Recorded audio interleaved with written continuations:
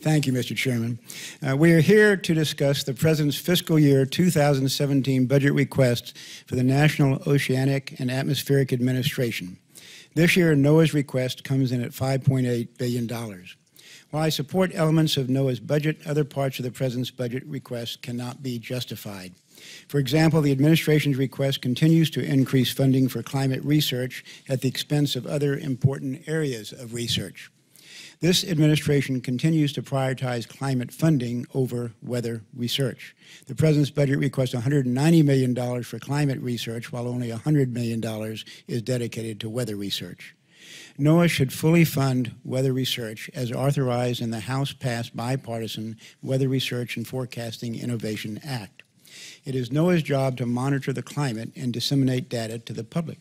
But under this administration, this usually takes the form of monthly news releases that fail to include all relevant data sources. For example, the agency often ignores satellite measurements, which are considered by many to be the most objective. NOAA and NASA both claimed, for example, that 2014 was the hottest year on record.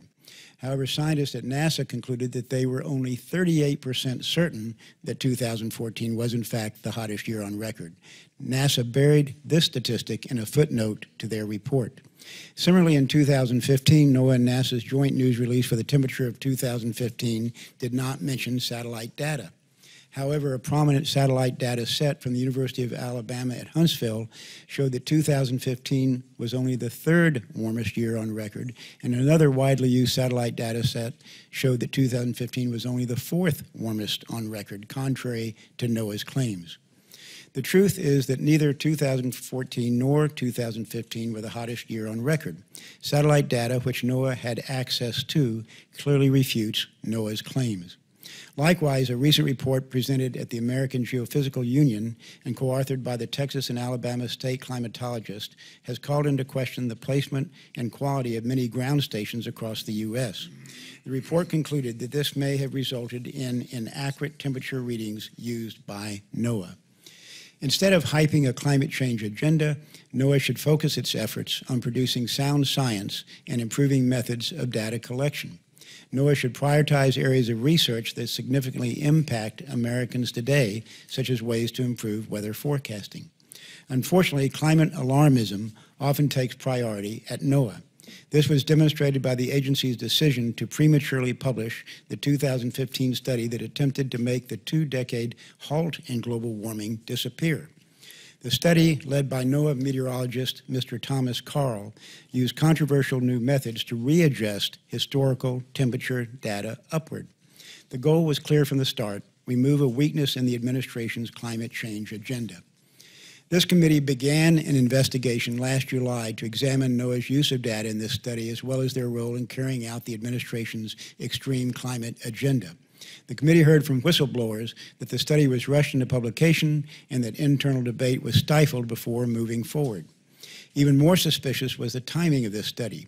It was published just as the administration was about to propose its final Clean Power Plan regulation at the United Nations Paris Climate Change Conference. This controversial study appears to serve only one purpose: to promote the administration's drastic and costly regulations. Well-respected scientists have recently rebutted NOAA's claims. A new peer-reviewed study published in the journal Nature confirms the halt in global warming.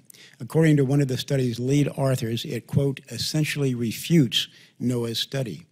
The media were quick to cover NOAA's study last year, by the way, but the many respected scientists who refuted NOAA's claims were ignored by much of the national media, including the very same outlets that had previously reported that there never was a halt in global warming. To date, NOAA has failed to comply with a lawfully issued subpoena.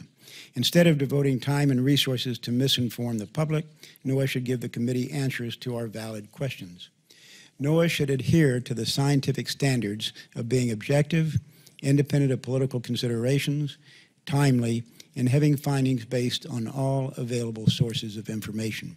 Instead, NOAA ignores legitimate sources of objective information, such as satellite data, in order to promote the administration's biased climate change agenda. Thank you, Mr. Chairman, and I'll yield back.